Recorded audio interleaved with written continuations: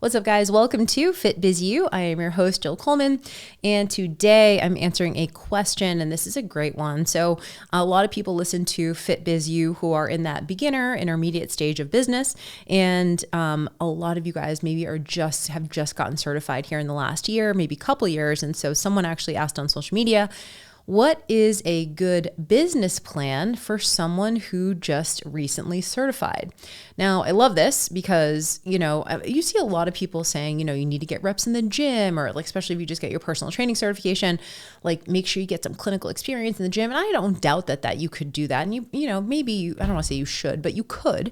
And I think it's a great way just to learn things like people skills, just to get some of the kinks out, to sort of like build your competency or confidence a little bit with working with people. It doesn't hurt, but you don't need to be a full-time and do what I did, which is like 70 to 80 hours a week as a personal trainer for over a decade.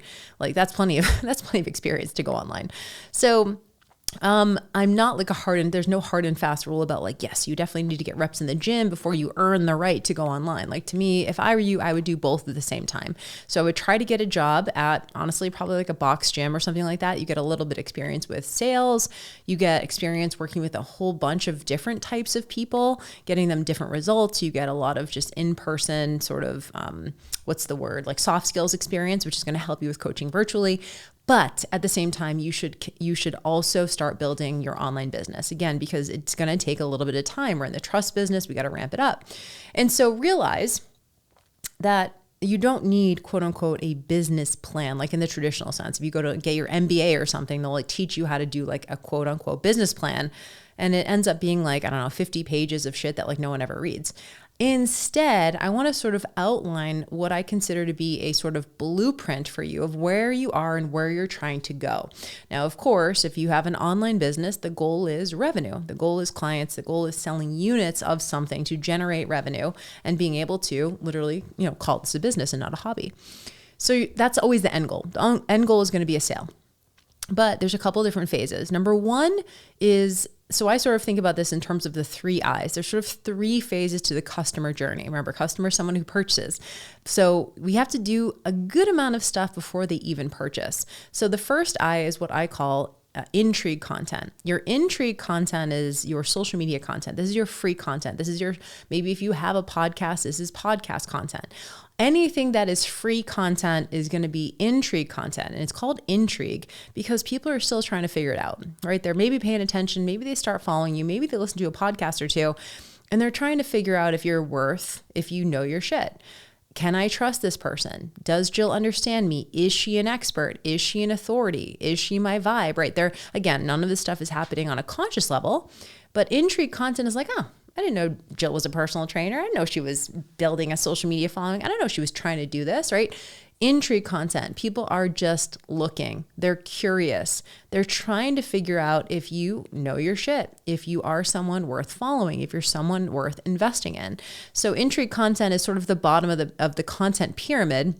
And you have to be creating consistent content on your free platforms all the time. So you can easily start with something like Facebook and Instagram. You can do YouTube, you can do Pinterest, you can do TikTok, you can do podcasting, lots of different platforms. Figure out where your people are hanging out. LinkedIn. Figure out where your people are hanging out. And then that's where you want to get consistent. Now, not every single platform. There's going to be time for that later. But I want you guys to focus on like maybe 2 platforms max that you're going to be consistent on. And so start with that. And you have to be creating this base of intrigue content. This is the foundation of your business. This is how you build an asset. This is how you grow people into the next phase. The next phase is the next I, and this is what I call insight content. So insight content now is about the person. So when I blast stuff on Instagram, that's intrigue content, but that's just like one to many, right? Here's my opinion on carbs, and it goes out to hundreds, if not thousands of people, but it's not customized to anyone. It's not about the customer. They're just reading it, consuming it. I don't have a say over what they do with that information. Now, insight-based content is going, okay, now I'm going to ask these people who are following me on social media, I'm going to ask them to get into more of a closed container with me. Now, this would be your email list, maybe a DM conversation, maybe a free Facebook group. There has to be a little hoop that they have to jump. So in order to get on your email list, they have to give you their email. They have to confirm their opt-in. If they're in your Facebook group, they have to request to join. If they are in your DMs, right now, all of a sudden you have a little bit more of a closed attention with them that you don't have on the global social media. So your insight-based content is now about them. So if someone's on my email list because they opt in for my free 5-day fitness challenge, now I can deliver workouts and I can monitor their progress. Are they doing the workouts? Yes or no? Now it becomes about them. There's insight here. They're getting a win. I'm generating some customizable, maybe something that's a little more customized, right? So if someone DMs with me, maybe we have a conversation that's about them, right? Maybe it's more customized, individualized to them. It's still free, by the way. So this is what we consider to be a lead. A lead is someone who has now opted in, they've jumped through the hoop, and they are somewhere where you have a little bit more attention with them. So we have to move them through, first of all, intrigue phase, then insight phase, and then of course the third is when now we ask for the sale. And this is your investment content. They have to at some point say yes to buying something from you. And so I don't care what level of business you're on. You can be brand new to this space. You can be 10 years in, 20 years in. You still go through these channels. Now, every once in a while, someone will start following you on social media and immediately purchase something from you, right? That person is probably an outlier. Most people will be following on social media for a time. Then you'll put a lead magnet in front of them, like a freebie, and they'll opt in for that. They'll follow you on your email for a time. And then you'll invite them to purchase something and they'll decide if they're ready or not. And that's pretty much how it goes. So when you think about that from a high level perspective, start with the base of the pyramid. Start with adding a ton of value. Go back a couple episodes when we talked about the trust formula, like what should you be doing is if you don't have a lot of time is you need to be posting on social consistently. And then over time, you invite someone to join your email list. You invite them to a free closed Facebook group. You invite them to DM you. Now, all of a sudden, they're what we call a lead. And then at some point, you put an offer in front of them. Maybe it's one-on-one coaching, maybe it's a course or group coaching. And at that point, you invite them to now pay you and they become a customer, right? So we have a follower, which turns into a lead, which turns into a customer, right? Eventually. And that whole process, by the way, can take a year, can take 5 years, can take a month, can take a week, can take 8 years. I had a gal who just signed up for FBA a couple months ago, and she goes, I've been following you for 8 years, longest lead time ever. That's fine, right? It's not my job to manage how fast that goes. Of course, I can probably try to pick up the pace on that the more I produce. So if you want to hasten the trust process, what can you do? You can just post more, right? So instead of posting once a day on Instagram, post twice, post more stories, get on TikTok, right? You can diversify your platforms if you want the trust process to hasten a little bit. You can layer on paid traffic, get more people onto your email list, have more conversations in your DMs. You can do things like that, but your business plan really is high level moving people through this, right? Follower to lead to customer. And that just requires that you start with your free content, invite people to a closed container, and then invite them to a sale. So my first thing, especially if you're new, is I'd probably start with a premium one-on-one coaching offer. One-on-one coaching offer is something that you don't need a ton of people to say yes, because again, probably your audience is going to be fairly small and it's going to be people who already know you, like you, trust you. It's going to be people from your acquaintance, friends, family, stuff like that. And so you won't need a ton of them, which is why I usually say start with a little bit of a higher ticket offer. You can get a couple clients, 5 clients, 10 clients, and be making a really good living when you're charging $200, $300, $400, $500 a month for that, for your coaching, for your virtual coaching. So probably start with a one-on-one coaching offer, premium, high ticket. You want to give the perception that you are someone who's good at what you do. Price point is a way to just really overnight sort of increase the value of what you do. Now you probably won't get as many people, but I would probably say if you have a small audience to go a little bit higher ticket because you just don't need as many people.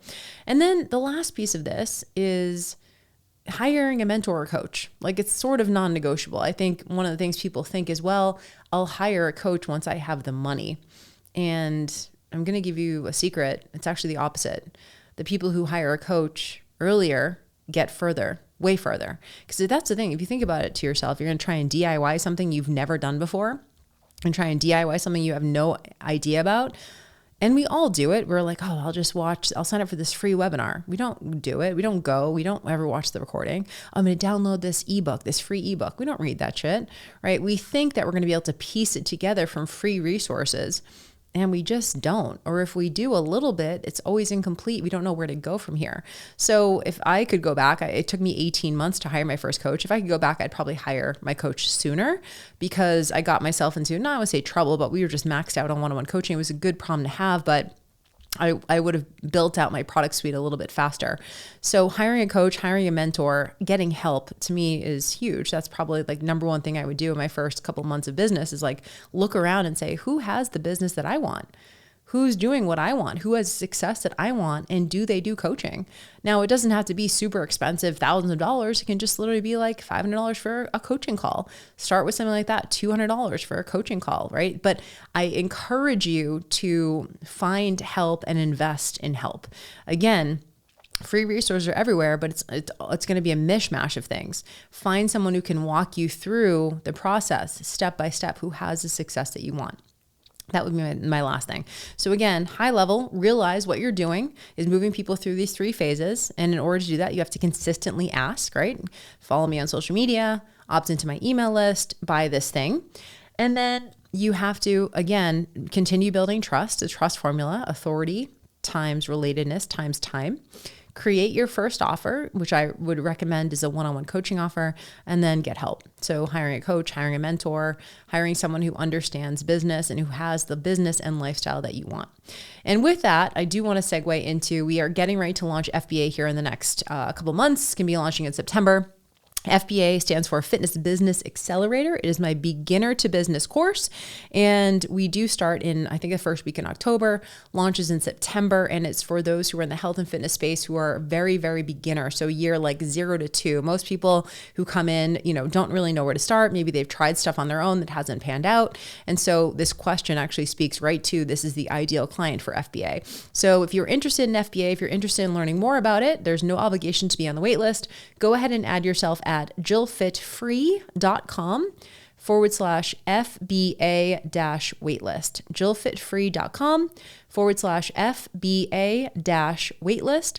Get on the waitlist, no obligation to get on, but if you are on, you're going to get some early details, you're going to get some homework assignments, and you're also going to get an exclusive discount that no one else gets. So stay tuned for that. If you guys have any questions, feel free to reach out, and I will see you on the next episode. Bye, guys.